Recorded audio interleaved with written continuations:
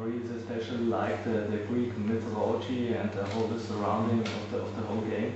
Could you think about any further field of action for the whole series in the future, or could there be another part in your fantasy, for example? Well, I think at least for the God of War series, it definitely ends with 3, and that's the end of Kratos' story. That this trilogy's been going on.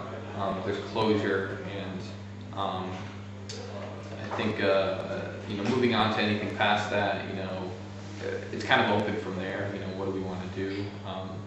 But I've heard all kinds of people talking about, oh, you could do Norse mythology, or you could do Egyptian.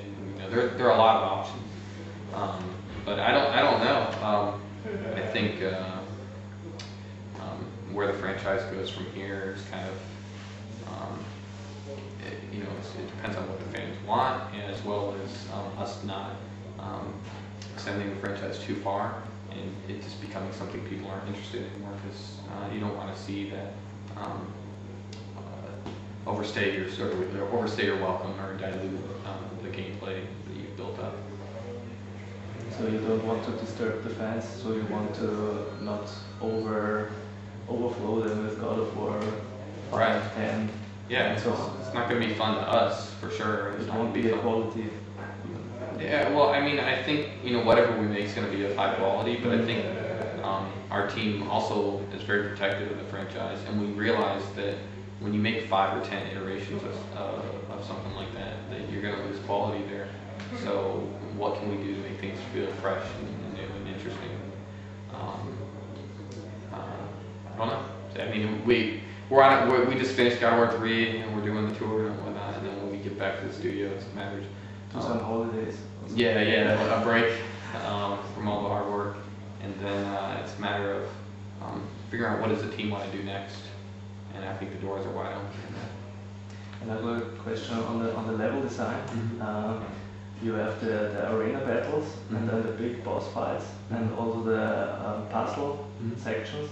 I think it's a good mix, but some of the players, I think they have to have too much iterations of the arena fights, because they are coming up the same enemies and some additional for some rounds, so to say.